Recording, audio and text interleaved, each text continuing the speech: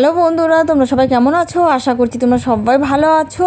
তো বন্ধুরা, আমি অনেক দিন ব্লগ ভিডিও ছাড়ি না। তো আজকে দেখো বন্ধুরা, তোমাদের সামনে নতুন আরেকটি ব্লগ ভিডিও নিয়ে চলে এসেছি। তো বন্ধুরা, দেখতেই পাচ্ছ এখানে অনেক লোকজন এখানে বসে বিশ্রাম করছে। এরা কারা তোমরা কি বুঝতে পারছো? যদি না বুঝতে পারো তোমাদেরকে বলে দিই, এরা হচ্ছে সব নীল পুজোতে উপোস করেছে এবং উপোস করে জল আনতে গেছে গঙ্গায়।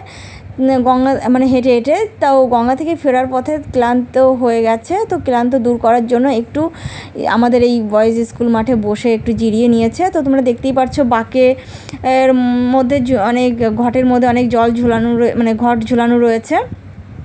তো এইসব জলই সবাই আনতে গেছে। তো বন্ধুরা, আমার জিনিসটা দেখে খুব ভালো লেগেছে, তাই একটু ক্যামেরাবন্দি করে নিলাম তোমাদেরকে দেখানোর জন্য। আর আমার সত্যি এই জিনিসটা দেখে আমার পুরনো কথা মনে পড়ে গেছে। বহু বছর আগে আমি আমার ঠাকুমা ঠাকুরদাদার সঙ্গে তারকেশ্বরে গেছিলাম। আর শেওড়াফুলি থেকে জল যখন ভরতো তখন এরকমভাবেই বাঁকগুলো এরকম ঝুলানো থাকতো, আর বাঁকের মধ্যে এরকম ঘটে জল ঝুলানো থাকতো। আর শেওড়াফুলি থেকে জল ভরে নিয়ে তারপরে তারকেশ্বরে যাওয়ার জন্য উদ্দেশ্য করে সবাই বেরিয়ে পড়তো শেওড়াফুলি থেকে। আর আমি গেছিলাম, তো আমার এই জন্য কিছু কিছু জিনিস মনে আছে।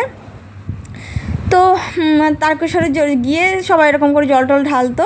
তো আজকে সে কথাটা মনে পড়ে গেল। তো দেখো বন্ধুরা, আজকে নীল পুজোর জন্য মানে সবার জন্য এখানে রান্নাবান্না হচ্ছে, তোমরা দেখতেই পারছো। এটার বাজার কমিটি থেকে এই জিনিসটা আর কি করেছে, নীল পুজোর যারা উপোস করেছে তাদের জন্য সব।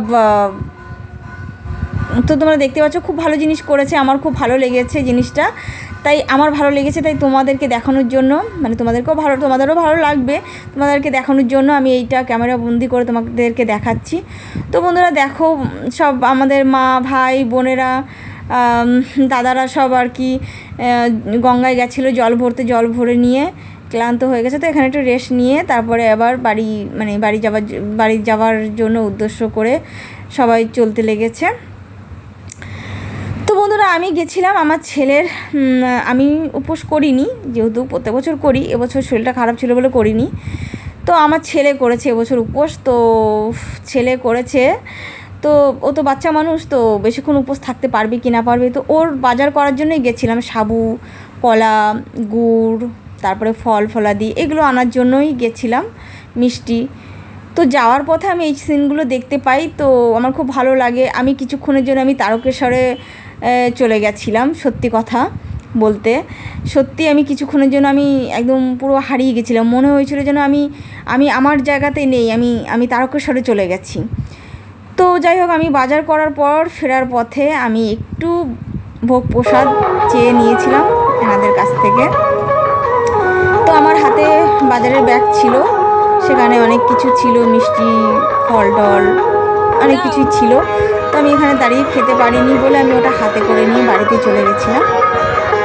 আর বাড়িতে গিয়ে তারপরেই খাবো সেরকম চিন্তা ভাবনা করেছি বন্ধুরা। তো দেখো বন্ধুরা, দেখতে পাচ্ছ বাজার কমিটি থেকে যে জিনিসটা করেছে খুবই ভালো জিনিস করেছে। তো বন্ধুরা দেখো, আমি এই বাজারগুলো করেছি, এই বাজারগুলো করতেই বাজারে গেছিলাম বলেই আমি এত সুন্দর জিনিসটা দেখতে পেয়েছি এবং ভিডিও করতে পেরেছি এবং ক্যামেরাবন্দি করেছি তোমাদেরকে দেখানোর জন্য। তো বন্ধুরা দেখো, আমি ভোগ প্রসাদ নিয়ে এসে বাড়িতে এসে খেয়েছি, তোমরা দেখতেই পাচ্ছ, ফুটিও দিয়েছে এর সঙ্গে। আমার ভিডিওটা কেমন লেগেছে বন্ধুরা তোমরা অবশ্যই কমেন্ট করে জানিও।